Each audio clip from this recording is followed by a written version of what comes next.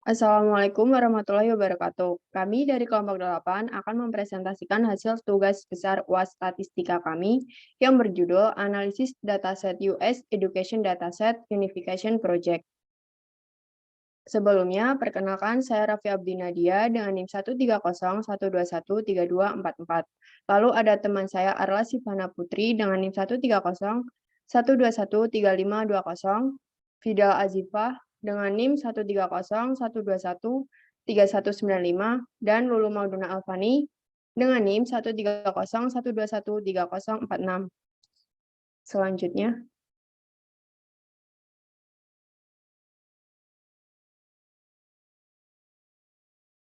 maaf, bisa ke pendahuluan dahulu. Untuk pendahuluan, dataset yang digunakan dalam tugas besar statistika ini yaitu dataset US Education Dataset Unification Project. Dataset ini adalah himpunan data yang dirancang untuk menyatukan beberapa aspek data pendidikan Amerika Serikat menjadi satu CSV yang nyaman. Dataset ini terdiri dari 28 atribut dan 409 sampel. Atribut-atribut tersebut mewakili seluruh karakteristik data yang kita kenal seperti kuantitatif, kualitatif, kontinu, diskrit, nominal, dan ordinal. Untuk informasi lebih lengkapnya, dataset ini dapat dilihat melalui link di makalah kami. Selanjutnya, pembahasan. 1.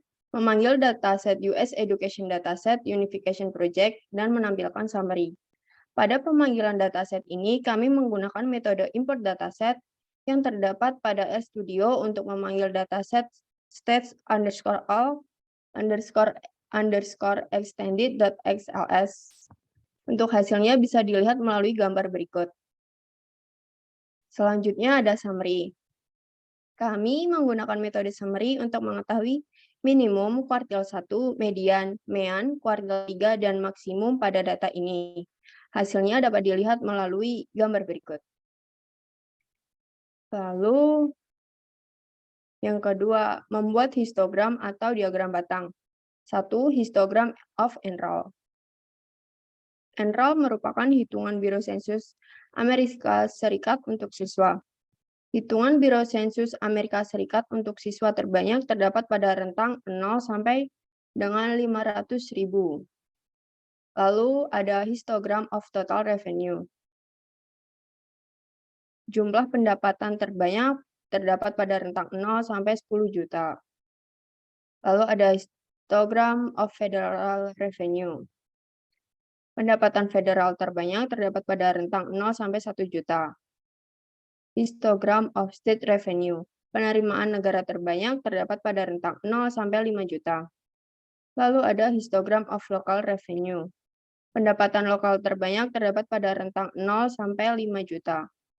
Lalu selanjutnya histogram of total expenditure. Total pengeluaran terbanyak terdapat pada rentang 0 sampai 10 juta. Lalu histogram of interaction expenditure. Pengeluaran instruksi terbanyak terdapat pada rentang 0 sampai 5 juta. Lalu histogram of support service expenditure.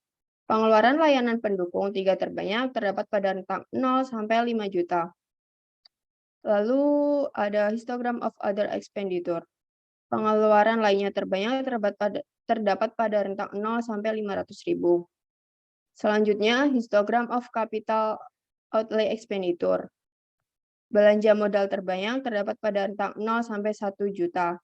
Berikutnya akan dijelaskan oleh teman saya Lulu Mauduna Alfani.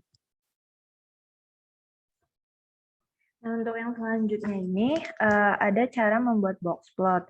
Di sini kita menggunakan metode box plot, lalu nama datanya, kemudian range-nya dari 5 sampai 8.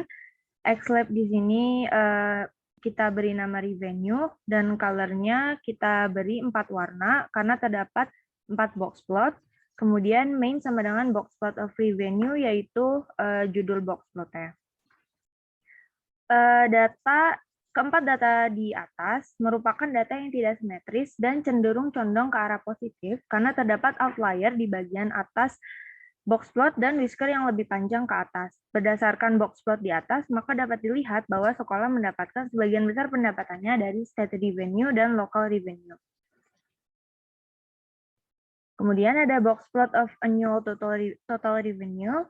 Berdasarkan gambar di atas, dapat kita simpulkan bahwa total pendapatan tahunan paling banyak didapatkan pada tahun 2009 dan 2010, karena data cenderung ke arah positif dan juga karena panjang box plot tahun 2009 dan 2010 lebih panjang dibandingkan box plot yang lain. Kemudian box plot of annual federal revenue.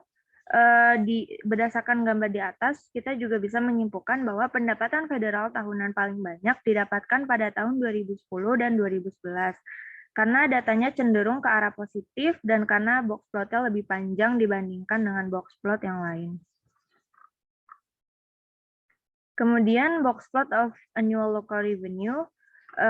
Berdasarkan gambar di atas, bisa kita simpulkan bahwa pendapatan lokal tahunan paling banyak didapatkan pada tahun 2010, karena datanya yang cenderung ke arah positif dan juga panjang box plotnya yang lebih panjang dibandingkan box plot lain. Kemudian box plot of annual state revenue. Berdasarkan gambar di atas, total pendapatan tahunan paling banyak yaitu pada tahun 2009 dan 2010. Selanjutnya, box plot of expenditure. Dari kelima data di atas, 5 data di atas itu merupakan data yang tidak simetris dan cenderung condong ke arah positif karena terdapat outlier di bagian atas box plot dan whisker yang lebih panjang ke atas. Berdasarkan box plot di atas, kita bisa tahu bahwa sebagian besar pengeluaran sekolah ini berasal dari instruction expenditure dan support services expenditure. Lalu ada box plot of annual total expenditure. Berdasarkan gambar di atas, bisa kita simpulkan bahwa total pengeluaran tahunan paling banyak didapatkan pada tahun 2016 karena datanya cenderung ke arah positif dan panjang box plotnya lebih panjang dibandingkan box plot yang lain. Sedangkan untuk annual infrastructure expenditure, bisa kita simpulkan bahwa paling banyak itu didapatkan pada tahun 2016. Untuk annual support service expenditure, bisa kita tahu bahwa pengeluaran tahunan layanan pendukung itu paling banyak didapatkan pada tahun 2015 dan 2016. Dan kemudian box plot of annual other expenditure bisa kita simpulkan bahwa total pendapatan tahunan lain-lain paling banyak didapatkan pada tahun 2010. Untuk annual capital outlay expenditure, pengeluaran modal tahunan paling banyak yaitu didapatkan pada tahun 2009. Dan yang terakhir untuk box plot of enrollment, di sini di bagian Xlab ini terdapat jumlah kelas dari kelas 1 sampai kelas 12, kemudian ada kindergarten dan pre-kindergarten. Di sini bisa kita simpulkan bahwa jumlah pendaftar terbanyak di sekolah yaitu berada di kelas 12. Kemudian untuk membuat heat map, di sini kita menggunakan metode heat map, matriks, kemudian nama datanya, dan variabel yang ingin kita cari tahu bentuk heat map-nya, kemudian berapa banyak kolom dan row-nya. Di sini kita menggunakan kolom 10 dan barisnya 10. Bisa dilihat di gambar bahwa warna yang semakin gelap itu artinya datanya semakin banyak, sedangkan warna yang semakin terang itu artinya datanya semakin sedikit. Metode ini juga digunakan di beberapa variabel lainnya. Kemudian untuk metode selanjutnya akan dijelaskan oleh teman saya yaitu Orla Tiffany. Baik, pada membuat scatter plot di sini ada enroll versus total revenue. untuk hasil dari scatter plot ini hubungannya yaitu kuat positif dan linear. Selanjutnya, yang kedua ada scatter plot dari federal revenue versus total revenue. Hasilnya juga kuat positif linear. Yang ketiga ada state revenue versus total revenue. Itu hubungan antar variabelnya itu kuat positif linear. Lalu yang selanjutnya ada local revenue versus total revenue. Hubungan antar variabelnya juga kuat positif dan linear. Hubungan antar variabel enroll dan total expenditure atau total pengeluaran itu juga kuat positif dan linear. Yang selanjutnya instructor expenditure versus total expenditure juga kuat positif linear. Lalu ada support service expenditure versus total expenditure. Hubungan antar variabelnya itu kuat positif linear juga. Ada hubungan antar variabel other expenditure dan total expenditure juga hubungannya itu lemah, positif, dan linear. Selanjutnya ada hubungan antar variabel capital outlay expenditure dan total expenditure adalah kuat positif linear.